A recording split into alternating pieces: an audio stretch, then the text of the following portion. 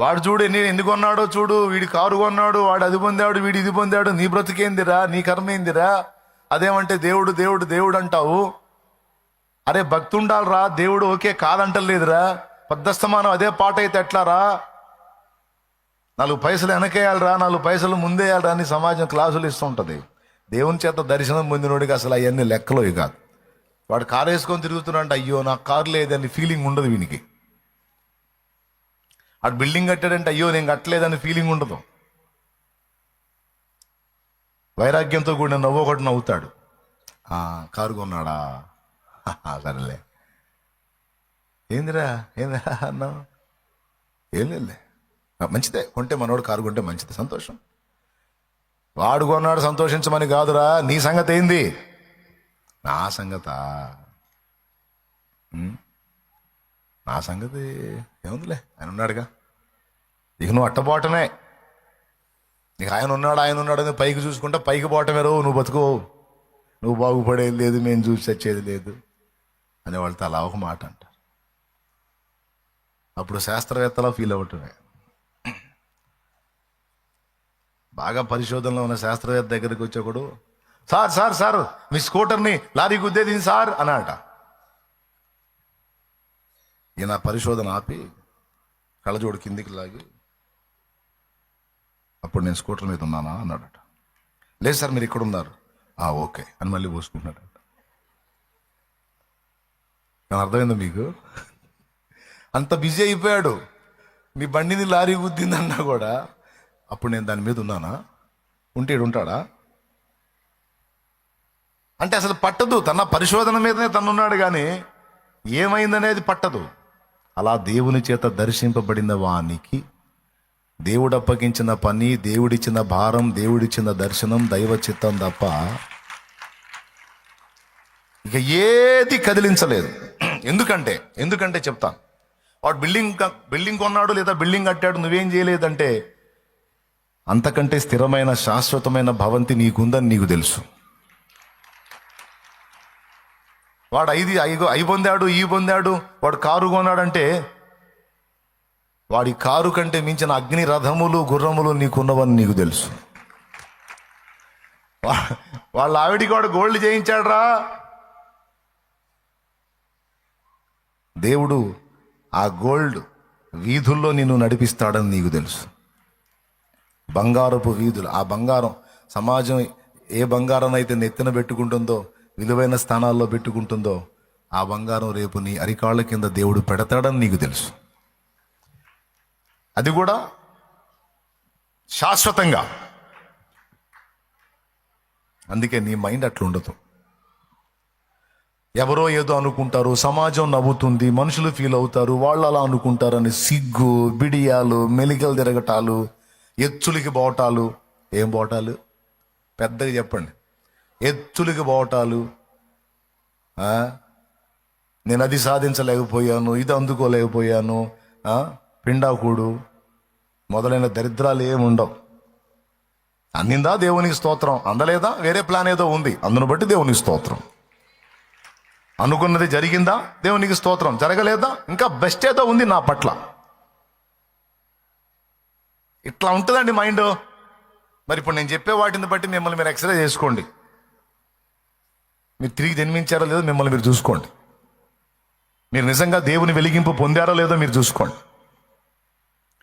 ప్రవక్త మైండ్ ఎలా ఉందంటే, ప్రవక్త యొక్క దృష్టి తన మీదనో తన ఫ్యామిలీ మీదనో లేదు. జక్కయ్య దృష్టి దేవదర్శనం పొందిన తర్వాత తన మీదనో తన ఫ్యామిలీ మీదనో లేదు.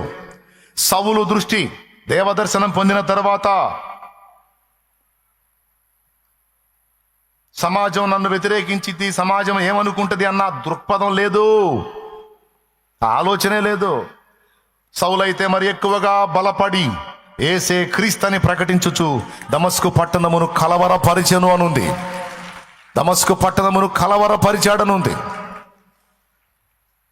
అంటే మనుషులు శత్రువులు అవుతారని తెలుసు, అవమానిస్తారని తెలుసు, కొరడాలతో కొడతారని తెలుసు, రాళ్ల దెబ్బలు తగులుతాయని తెలుసు, బెత్తాలతో కొట్టబడతాడని తెలుసు, పడద్రోయబడి ఈడవబడతాడని తెలుసు, అష్ట కష్టాలు పడాల్సి వచ్చిందని తెలుసు తన సమాజం చేత.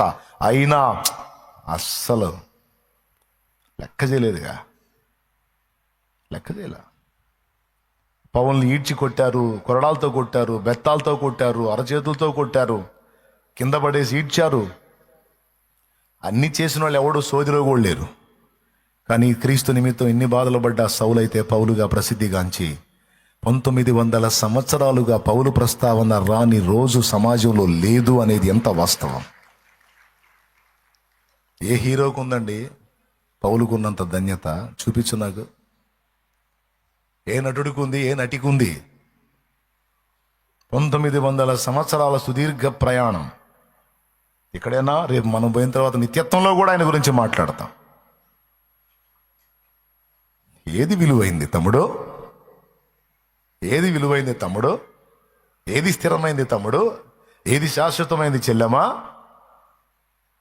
దేని మీదమ్మా మనం మైండ్ ఉంచాలి? తిరిగి జన్మించిన వాళ్ళకి నేను చెప్పను ఈ మాట, ఎందుకంటే వాళ్ళకి తెలియదు. వాళ్ళ కళ్ళు వెలిగింపు పొందవు.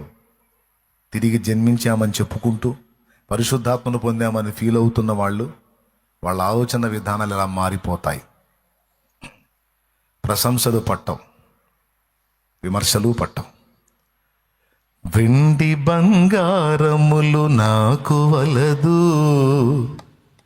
పేరు ప్రఖ్యాతులు నాకు వలదు, ఇహ భోగ భాగ్యాలు నాకు వలదు. ఒక మాట అట్టయితే ఇంకెందుకన్నా ఊళ్ళో ఉండడం, శుభ్రంగా అడవిలో పోయి ఎటుంటే పోయిద్దేమో అనిపిస్తుందేమో. విచిత్రం చెప్పనా, రాజయోగి అంటే అదే. రాజయోగం అంటే అదే, యోగి. మామూలుగా యోగులు ఉంటారు, ఇది రాజయోగి అంటారు. ఇలా ఉండేవాడు ఊళ్ళోనే ఉంటాడు, సమాజంలోనే ఉంటాడు, కానీ సమాజంతో సంబంధం లేకుండా ఉంటాడు. సమాజంలో ఘనతలు అఘనతలు, కీర్తి సుకీర్తి దుష్కీర్తి, వీటితో నిమిత్తం లేకుండా ఉంటాడు.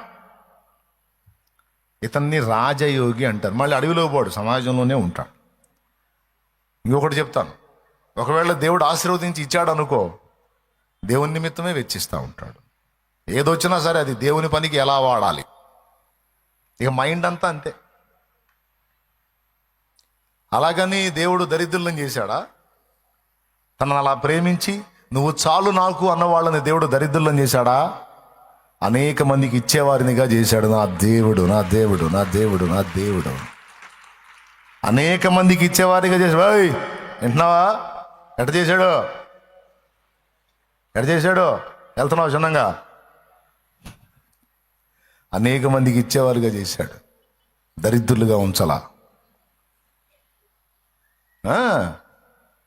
మళ్ళీ వాటి మీద మనకి ఇంట్రెస్ట్ ఉండదు.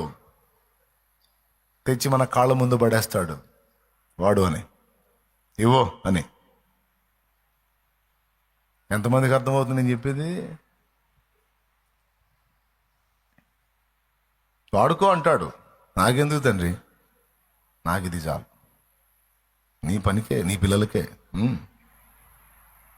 అందుకే నాకు నువ్వు అంటే ఇష్టం, అంతే. ఇంకా ఇస్తా వాడు, ఇంకా ఇస్తా, పెడే నా బిడ్డలకు, పెట్టు.